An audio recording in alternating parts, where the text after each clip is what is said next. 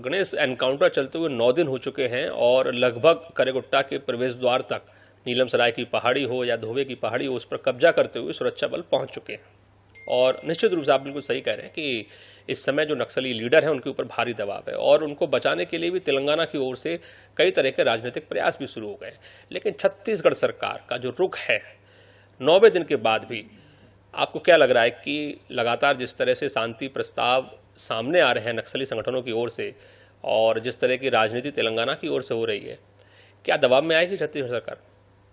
क्या शांति वार्ता के इनके प्रस्ताव पर किसी तरह से विचार करेगी छत्तीसगढ़ सरकार? पिछले 9 दिनों से ये ऑपरेशन चल रहा है और सबसे बड़ी बात देखिए, नक्सलवाद तेलंगाना से खत्म हो चुका है, नक्सलवाद आंध्र से खत्म हो चुका है, नक्सलवाद महाराष्ट्र के कुछ इलाकों को छोड़ दिए तो वहां से उठते। परंतु आज जो 9 दिनों से देश का सबसे बड़ा ऑपरेशन नक्सलियों के खिलाफ चलाया जा रहा है, उसमें सिर्फ और सिर्फ अकेली छत्तीसगढ़ सरकार खड़ी है। अकेली नक्सलियों से आज छत्तीसगढ़ सरकार लड़ रही है। इस पूरे अभियान में तेलंगाना की फोर्स बिल्कुल भी नहीं है। आंध्र की फोर्स ग्रेहाउंड उसने मना कर दिया आने में, तेलंगाना ने अपना हाथ खड़े कर दिया। इसमें सोचने वाली बात है कि भाई ये जो समस्या है सिर्फ छत्तीसगढ़ का नहीं है, देश का है। तो आखिर क्यों तेलंगाना और आंध्र की सरकार ने मना कर दिया? क्यों उन्होंने अपना फोर्स नहीं भेजा? सिर्फ छत्तीसगढ़ की सरकार के अलावा महाराष्ट्र की जो C60 कमांडो है वो इस ऑपरेशन में लगातार अपनी अहम भूमिका निभा रहे हैं। परंतु ये तो है कि इतने दिनों से चल रही इस अभियान में सिर्फ और सिर्फ छत्तीसगढ़ की सरकार और छत्तीसगढ़ के सरकार के जवान, जो DRG के, STF के, CRPF के, कोबरा के जवान है, वो अकेले लड़ रहे हैं। तो इन्हें दाद देना पड़ेगा कि इतने बड़े अभियान को छत्तीसगढ़ सरकार अकेले ही हैंडल कर रही है। बिल्कुल सही कह रहे हैं गणेश साहब कि समस्या सिर्फ छत्तीसगढ़ की नहीं है, ये तेलंगाना की है, आंध्रा की है, महाराष्ट्र की है, मध्य प्रदेश की है, उड़ीसा की है, उन तमाम राज्यों की है जो छत्तीसगढ़ से लगे हुए हैं। और ऐसी स्थिति में जब सारी सरकारों और राज्य सरकारों को मिलकर इस मामले पर काम करना चाहिए, वहां पर छत्तीसगढ़ सरकार अकेले इस मोर्चे पर संघर्ष करती हुई दिखाई दे रही है। ये अपने आप में एक विडंबना है, अपने आप में एक सवाल है और सोचनीय सवाल है कि इन राज्य सरकारों के ऊपर। बहुत सही कहा आपने गणेश, और शायद यही वजह है कि बीते रोज जो इंटेलिजेंस ब्यूरो के चीफ हैं तपन डेका, उनका अचानक जो छत्तीसगढ़ का दौरा होता है, रायपुर में आते हैं और लगातार वो मीटिंग्स करते हैं, उसके पीछे भी कोई इसी तरह की वजह होगी जहां केंद्र सरकार मदद के लिए छत्तीसगढ़ की सरकार के साथ खड़ी हुई। देखिए, बिल्कुल देखिए, देश के गृह मंत्री अमित शाह ने स्पष्ट कहा था कि 2025 तक पूरे देश से नक्सलवाद का खात्मा किया जाए। उन्होंने ये नहीं कहा कि बस्तर को नक्सलवाद से मुक्त करेंगे या छत्तीसगढ़ को मुक्त करेंगे, पूरे देश से। यानी कि वो आंध्र भी है। हो सकता है कि जब यहाँ पर प्रेशर बढ़ रहा है या जवानों का प्रेशर नक्सलवाद और नक्सलियों पर बढ़ रहा है, हो सकता है वो आंध्र में पनाह ले रहे होंगे, तेलंगाना भी पनाह ले रहे होंगे, क्या सरकार उन्हें पनाह दे रही है?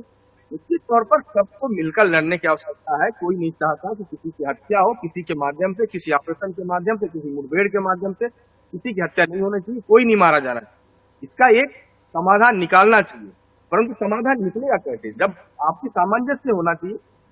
पड़ोसी राज्य है छत्तीसगढ़, तेलंगाना, महाराष्ट्र, उड़ीसा, इन राज्यों में आज नक्सलवाद भी ज्यादा है, तो आपस में बैठकर बात करके इसका समाधान निकालना चाहिए। अगर शांति वार्ता से निकलता है तो वो बेहतर है, परंतु जिस तरीके से सरकार बार बार कह रही है कि आपको वार्ता करना है तो आप एक टीम भेजिए, समिति भेजिए, बनाइए, बात करेंगे। परंतु ऑपरेशन शुरू होने के बाद ही इतनी हड़बड़ाहट और इतना ज्यादा सरकार पर प्रेशर बनाना, तो कहीं ना कहीं देखिए ये तो तय है कि उस इलाके में, जिस इलाके में सबसे बड़ा ऑपरेशन चल रहा है, कुछ बड़ा होने वाला है और बड़े नक्सलियों की मौजूदगी भी है। यही बड़ी वजह है कि इतना पिछले 9 दिनों में, देखिए पिछले 9 दिनों की बात नहीं करेंगे, 2-3 दिन अगर छोड़ दें, जब ऑपरेशन शुरू हुआ 9 दिनों में, अब 3 दिन को छोड़ दें, 6 दिनों में जिस तरीके से सरकार के ऊपर दबाव बनाने की कोशिश की जा रही है इस ऑपरेशन को रोकने के लिए और शांति वार्ता का प्रस्ताव बार बार भेजा जा रहा है, क्योंकि 6 दिनों में जब इतना ज्यादा आप आगे आ सकते हैं इस मामले में, इस मसले को ठीक करने के लिए, तो सन 1968-67 के 72 के बाद से लेकर अब तक शांति क्यों नहीं हुआ? उसी समय से इस चीज को लाना था, उसी समय से किया जा सकता था, तो आज इतने बड़े ऑपरेशन की आवश्यकता नहीं होती। तेलंगाना के लोग तेलंगाना में रहते, हजारों लोग मारे गए, वो जीवित होते, जवानों की शहादत नहीं होती। आज इतने परेशान होने की आवश्यकता नहीं पड़ती तेलंगाना सरकार को। कुल मिलाकर गणेश, छत्तीसगढ़ सरकार को आखिरकार इस एनकाउंटर के 9वें दिन बड़ी सफलता मिली गई। गणेश, बहुत शुक्रिया, आपने हमारे दर्शकों को ज्ञानवर्धन किया और 9वें दिन की अपडेट से रूबरू कराया। कुल मिलाकर छत्तीसगढ़ सरकार का कोई साथ दे या ना दे, साय सरकार अकेले मोर्चे पर डटी हुई है।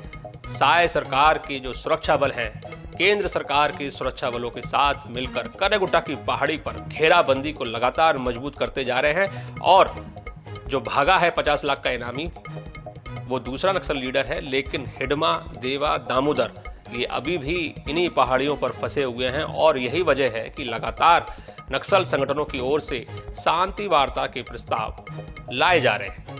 दबाव में है नक्सली संगठन, बचाना चाहते हैं हिडमा को, देवा को और दामोदर को। यही वजह है कि राजनीतिक प्रयास तेलंगाना की ओर से शुरू किए गए हैं। लेकिन छत्तीसगढ़ सरकार का जो रुख है वो बहुत ही कठोर और कड़ा है। सिर्फ एक ही शर्त मानी जाएगी, यदि ये सारे नक्सली लीडर जो कि करेगुट्टा की पहाड़ी पर फंसे हुए हैं ये सरेंडर करेंगे, तो फिर छत्तीसगढ़ सरकार इनके साथ किसी तरह की वार्ता करेगी। अन्यथा जिस तरह का ऑपरेशन चल रहा है वो लगातार जारी रहेगा।